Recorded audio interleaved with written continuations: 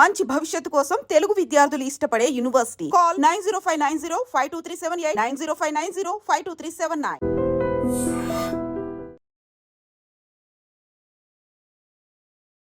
Welcome to I dream.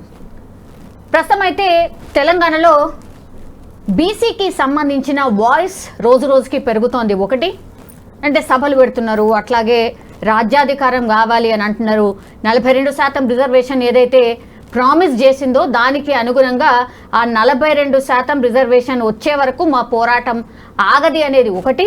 And ఇంకో line కూడా ఇప్పుడు ఏం తీసుకున్నారు అంటే 42% రిజర్వేషన్ మీరు ఇస్తామన్నారు, ఓకే అది ఓకే.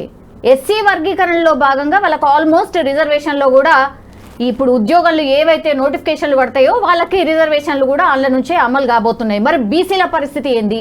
ఇది గట్టిగా అడుగుతున్నటువంటి సిచ్యువేషన్ అయితే కనిపిస్తోంది. మన ముందు ఉన్నారు BC JAC convener Vatte Janaiah గారు మనతో పాటు ఉన్నారు. ఏం నడుస్తుంది ఏంది ఒక్కసారి మాట్లాడే ప్రయత్నం చేద్దాం. సార్ నమస్తే. బాగా రోజుల తర్వాత కలిసినట్టున్నాం. అప్పుడెప్పుడో మీరు ఎలక్షన్ క్యాంపెయిన్లో ఉన్నప్పుడు నేను వచ్చి గ్రౌండ్లో అసలు ఏంది సిచ్యువేషన్ అనేది మీతో ఇంటర్వ్యూ చేసిన. ఏం నడుస్తుంది సార్, ఎట్లుంది? అంటే ఈ రాష్ట్ర జనాభాలో సగానికి పైన ఉన్నాం అనేటటువంటి లెక్కలు తేల్చిరు. సరే ఎక్కువ తక్కువ తప్పు ఒప్పు మొత్తానికి మాత్రం తేల్చిరు. కానీ భారతదేశానికి స్వతంత్రం వచ్చిన నాటి నుండి కావచ్చు ఇప్పటి వరకు కూడా ఈ రాష్ట్రంలో ఉండబడినటువంటి మైనార్టీలు పరిపాలిస్తున్నటువంటి పరిస్థితి ఈ ఉమ్మడి రాష్ట్రాలలో మాత్రమే ఉంది. భారతదేశంలో ఎక్కడ చూసినా మెజారిటీ ప్రజలు పరిపాలనలో ఉంటారు.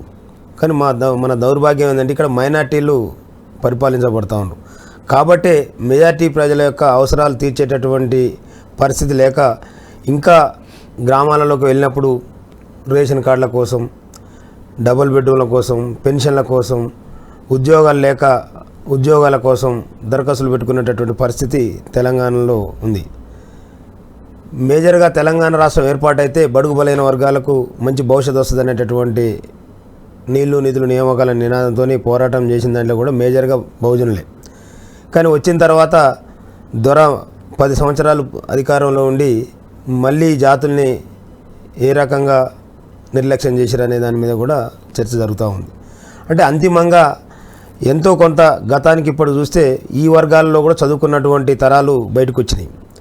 అంటే ఎక్కడ నష్టపోతున్నాం, ఎందువల్ల నష్టపోతున్నాం అనే దాని మీద కొంత ఆలోచనలో మార్పు జరుగుతుంది. కాబట్టి వీటన్నిటికీ కారణం రాజ్యాధికారం. కాబట్టి ఇప్పటి వరకు జరిగినటువంటి పోరాటాలన్నీ విద్య, వైద్యం, స్కూళ్ళల్లో ఫీజులు, కాలేజీలలో స్టైఫండ్ల కోసం మాత్రమే జరిగిన బీసీ ఉద్యమాలు ఉండే. కానీ ఈ తరం ఇప్పుడు స్టార్ట్ అయినటువంటి మలిదశ బీసీ ఉద్యమం అనేది ఓన్లీ రాజ్యాధికారం. అంటే రాజ్యాధికారం వస్తే తప్ప మా జాతుల్లో బతుకుల్లో మార్పు రాదనేటటువంటి వాస్తవాన్ని గ్రహించరు. కాబట్టి ఇప్పుడు ఆ వైపుగా పోరాటాలు అనేవి జరుగుతూ ఉన్నాయి అనేది వాస్తవం. చర్చ జరుగుతూ ఉంది. ఇవాళ ఏ మూలకు పోయినా ఎక్కడ చూసినా ఓ నలుగురు నిలబడరంటే అక్కడ బీసీ గురించే చర్చ జరుగుతూ ఉంది. అది ఈ రాష్ట్రంలో ప్రజెంట్ ఉన్న పరిస్థితి. ఓకే, 50% మేర ఉన్నారు సార్. ఎట్లా సమన్వయం చేసుకుంటున్నారు? అన్ని సంఘాలు కావచ్చు, లేకపోతే బీసీలలో కూడా ABCD అట్లా కూడా ఉన్నారు. కాబట్టి ఎట్లా సమన్వయం చేస్తున్నారు? మీరు అందరు కలిసి వస్తున్నారా? 100% కలిసి వస్తారు. ఎందుకు వస్తారు అంటే ఎవరెంతో వాళ్ళకంతా. ఈ ఏదైతే ఈ 56% అని చూపించినటువంటి దాంట్లో ఇవాళ ఎంబీసీలు కావచ్చు, బీసీలు కావచ్చు, ఎవరెవరి జనాభా నిష్పత్తికి అనుగుణంగా వాళ్ళకు అవకాశాలు దక్కుతాయనే దాని మీదనే మా లెక్కలు. ఇవాళ ఎవరి జనాభా ఎంత ఉంటే ఆ జనాభా ప్రకారం ఈ రాష్ట్రంలో ఉండబడినటువంటి ఎమ్మెల్యేలు కావచ్చు, ఎమ్మెల్సీలు కావచ్చు, ఇంకా రాజ్యాధికారం సంబంధించినటువంటి ఏ రకమైనటువంటి పోస్టులు వచ్చినా కూడా వాళ్ళ జనాభా నిష్పత్తికి ఆధారంగానే వాటిని బైఫర్కేట్ చేసి మేము మేనిఫెస్టో రెడీ చేయబోతా ఉన్నాం. కాబట్టి దాంతో ఎవరికి నష్టం జరగదు. ఇప్పుడు ఏముంది, ఇక్కడ ఉన్నటువంటి దాంట్లో ఇవాళ 3% లేనటువంటి రెడ్లు 36% ఇవాళ ఎమ్మెల్యేలుగా ఉన్నారు అసెంబ్లీలో. అంటే ఇవాళ 1% లేనటువంటి ఎలమలు 13-14 మంది ఉన్నారు. అంటే ఇవన్నీ కూడా ఎవరు దోసుకుపోతా ఉన్నారు? ఏదైతే మైనార్టీలు ఉన్నారో అగ్రవర్ణాలు ఈ బీసీలకు రావాల్సినటువంటి యొక్క స్థానాలన్నింటినీ కూడా వాళ్ళు దోసుకుపోతున్నారు అనేటువంటి వాస్తవాన్ని ఈనాడు కీ న్యూస్ ద్వారాను, ఇంకో న్యూస్ ఛానల్ ద్వారాను, ఇవాళ అన్ని యూట్యూబ్ ఛానల్ అంటే మేజర్ ఎలక్ట్రానిక్ మీడియా మాకు సపోర్ట్ చేయకపోయినా మాకు ఉండబడినటువంటి మా జాతుల్లో ఉండబడినటువంటి మీడియా ఛానళ్ళు, యూట్యూబ్ ఛానళ్ళు మొత్తం కూడా ప్రజలకు అర్థమయ్యే విధంగా, మా జాతులకు అర్థమయ్యే విధంగా విశదీకరించి విశ్లేషణ చేసి చెప్తా ఉన్నారు. దాంతో చదువుకున్నటువంటి తరాలు వచ్చినాయి కాబట్టి ఆటోమేటిక్గా దాన్ని రీచ్ కాగలుగుతాం. ఇక్కడ నష్టం జరుగుతున్నది. ఈ మధ్యకాలం ఇంకోటి చూస్తున్నాం మేజర్గా ఈడబ్ల్యూఎస్ రిజర్వేషన్ అనేది. ఈడబ్ల్యూఎస్ అనేది రాష్ట్రంలో దేశంలో అసలు రాత్రికి రాత్రే అంటే అగ్రవర్ణాలు పరిపాలించే కాడ ఉండరు కాబట్టి వచ్చి ఇవాళ బీసీ ఎస్సీ ఎస్టీల ఉద్యోగాలను కూడా ఈడబ్ల్యూఎస్ ముసుగులో దోసుకోపోతున్నటువంటి పరిస్థితి. కాబట్టి వీటన్నిటి మీద చాలా క్షుణ్ణంగా స్టడీ చేసి ప్రజల్లో అక్కడ ఉన్నటువంటి సమాజంలో అట్టడుగున్నటువంటి వాళ్ళ వరకు కూడా చేరే విధంగా మా ప్రయత్నం జరుగుతూ ఉంది. ఈడబ్ల్యూఎస్ రిజర్వేషన్ వచ్చి ఎన్ని సంవత్సరాలైంది సార్? ఎందుకు తీసుకొచ్చారు ఈడబ్ల్యూఎస్? అంటే అగ్రవర్ణాలు వాళ్ళలో ఉండబడినటువంటి పేదల ముసుగులో ఇవాళ అందరికీ కూడా అందుతూ ఉన్నాయి. ఈడబ్ల్యూఎస్ అనేది ఏంది, 8 లక్షల ఆదాయం ఉంటే చాలు అనేటటువంటిది ఉంది. అదే బీసీ ఎస్సీ ఎస్టీలను 2 లక్షలు ఉంటేనే వాడు ధనికుడు అవుతాడు. ఈడబ్ల్యూఎస్ పోయేసరికల్లా 8 లక్షలు ఉన్నా పేదోడు అవుతాడు. అంటే ఇవాళ అన్ని రాష్ట్రాలలో ఏముందండి, ఇప్పుడు తమిళనాడు ఉంది, తమిళనాడులో ఇంప్లిమెంట్ చేయట్లే. ఎందుకు అంటే అక్కడ పరిపాలించేటటువంటి వాళ్ళు బీసీలు కాబట్టి ఇక్కడ మేము దాన్ని యాక్సెప్ట్ చేయమని పక్క పెట్టు. కానీ ఇక్కడికి వచ్చేసరికల్లా కేసీఆర్ దాన్ని ఇమ్మీడియట్గా కేంద్ర ప్రభుత్వం ఏదైతే పెట్టుకోవచ్చు అనే అవకాశం ఇచ్చిందో ఇమ్మీడియట్గా దాన్ని అమలు చేసి ఇక్కడ ఉన్నటువంటి బడుగు బలైన వర్గాల నోళ్లలో మన్ను కొట్టినటువంటి పరిస్థితి. మరి ఈ యుద్ధం ఎవరి మీద ఉండాలి? కేంద్రం చేసింది కాబట్టి కేంద్రం మీద ఉండాలి, అంటే బీజేపీ మీద ఉండాలి. కానీ మీరు రాష్ట్ర సర్కార్ని ఎందుకు అడుగుతున్నారు? రాష్ట్ర సర్కార్ని ఇబ్బంది ఎందుకు పెడుతున్నారు? లేదు, మేమేమంటున్నాం అంటే రాష్ట్ర సర్కార్ది కూడా ఉంది పాత్ర. ఇవాళ కేసీఆర్ దుర్మార్గంతో దాన్ని అమలు చేసిండు. రేవంత్ రెడ్డి గారు ఆపొచ్చు దాన్ని ఇప్పుడు మాకు బీసీలకు రిజర్వేషన్ ఇస్తాం, 42% అమలు చేస్తామని చెప్పుకుంటేనే రాత్రికి రాత్రి మళ్ళీ ఉద్యోగ నోటిఫికేషన్లు ఇచ్చిన వాళ్ళందరూ కూడా అమలు చేసుకుంటూ పోతాం. అంటే భవిష్యత్తులో ఒకవేళ ఏదైనా గట్టిగా ఈ ప్రజల్లోకి చైతన్యం వస్తే మా జాతలకు మళ్ళీ దక్కదేమో అనేటటువంటి ఉద్దేశం. ఇప్పుడు మొన్న కూడా చూశారు కదా, అసెంబ్లీ నడుస్తున్న రోజు ఎస్సీ వర్గీకరణ అనేది సుప్రీంకోర్టులో ఓకే అయింది. ఏమన్నాడు అసెంబ్లీ ఉండి మాట్లాడుకుంటా ఇవన్నీ కూడా నోటిఫికేషన్స్ అన్నీ కూడా ఈ రిజర్వేషన్ అమలు చేసిన తర్వాతనే చేస్తా ఉన్నాడు. కానీ అది కాకముందే, చట్టం కాకముందే ఆటోమేటిక్గా చేసుకుంటూ పోతూనే ఉన్నాడు. అంటే ఇవన్నీ అంటే వడ్డించే ప్రాసెస్ కదా. మామూలుగా అయితే ఎస్సీ వర్గీకరణకు సంబంధించి కొన్నేళ్ల నుంచి పోరాటం చేస్తా వచ్చిండ్రు, ఇప్పుడు ఇంప్లిమెంట్ అయింది. మీ తరఫున ఒక స్టాండ్ తీసుకున్న ప్రభుత్వం ఏదైతే ఉన్నదో అది కాంగ్రెస్ సర్కార్. అది మీరు కూడా ఒప్పుకుంటారా, ఒప్పుకోరా? ఏం స్టాండ్ తీసుకుంది? 42% మేము రిజర్వేషన్ ఇస్తాము అని చెప్పింది. ఎవరన్నా ఉన్నారా? గతంలో చాలా మంది ఇస్తామని అన్నారు. ఎవరన్నా ముందు కన్నా పోయినరా? ఓకే, మేము దాన్ని యాక్సెప్ట్ చేస్తున్నాం. కానీ వాళ్ళ చేతిలో ఉండబడినటువంటి రాతో అయిపోతాయా అట్లా? వాళ్ళ చేతిలో ఉండబడినటువంటి అసెంబ్లీలో ఇవాళ క్యాబినెట్ల ఆ 42% ప్రకారం ఇచ్చిన తర్వాత వాళ్ళ చేతిలో లేనటువంటి 9th షెడ్యూల్లో చేర్చే దాని గురించి తర్వాత మాట్లాడమనండి. వాళ్ళ చేతిలో ఉండబడినటువంటి కార్పొరేషన్లు ఇచ్చే కాడ 42% ఇచ్చిన తర్వాత 9th షెడ్యూల్ గురించి మాట్లాడదాం, సెంట్రల్ గవర్నమెంట్ మీద ఫైట్ చేద్దాం.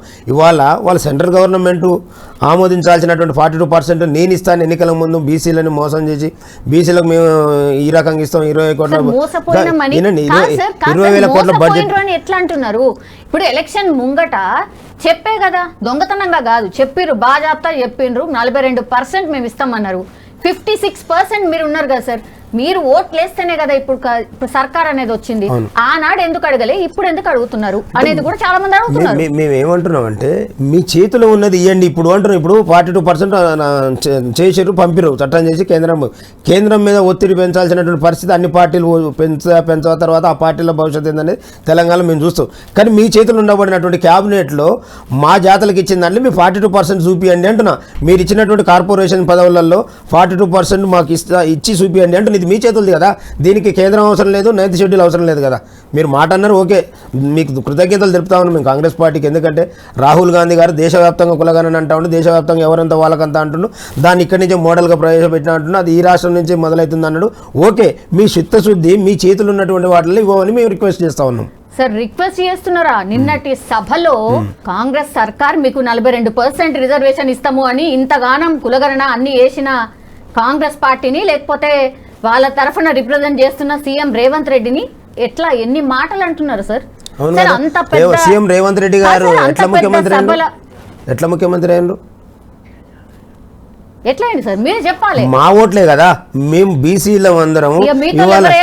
నేనండి అమ్మా, మీరెంత వాళ్ళ ఓట్లతో వార్డు మెంబర్ కూడా గెలవడు. మీకు లెక్కలు తెలియకపోతే తెలుసుకోండి. నేను ఏమంటున్నానంటే ఇక్కడ దుర్మార్గం ఏంటంటే తెలంగాణ రాష్ట్రం వచ్చిన తర్వాత రాష్ట్రాన్ని ధనిక రాష్ట్రాన్ని కేసీఆర్ చేతిలో పెడితే 10 సంవత్సరాలు ఈ రాష్ట్రాన్ని ధనిక రాష్ట్రాన్ని కాస్త దరిద్ర రాష్ట్రంగా మారుస్తున్నటువంటి వాస్తవాలు గ్రహించినటువంటి ఇక్కడ ఉన్నటువంటి బడుగు బలైన వర్గాల భవిష్యత్తులో మార్పు రాలేదు కాబట్టి ఇవాళ అందరూ కూడా తెలంగాణ రాష్ట్ర సమితికి వ్యతిరేకంగా ప్రత్యామ్నాయ పార్టీగా కాంగ్రెస్ పార్టీని చూజ్ చేసుకున్నారు కాబట్టి వాళ్ళు కాంగ్రెస్ పార్టీ ఏదో రేవంత్ రెడ్డి గొప్పతనం ఇంకో ఆయన గొప్పతనం కాదు, ఇక్కడ ఉన్నటువంటి ప్రజల గొప్పతనం.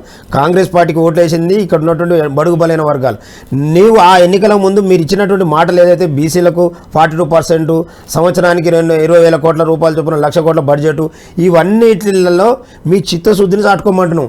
ఆయన మీరు గవర్నమెంట్ మాట్లాడతారా, ముఖ్యమంత్రి మీ ముఖ్యమంత్రులను నిలబెట్టింది, ముఖ్యమంత్రులు చేసింది మేము మాట్లాడకపోతే ఎవరు మాట్లాడతారు? మా ప్రజలే కదా. ఈ రాష్ట్ర జనాభాలో సగానికి పైన ఉండబడినటువంటి ప్రజలు బీసీలము, ఎస్సీ ఎస్టీలతో కలుపుకుంటే 90% పైన ఉన్నాము.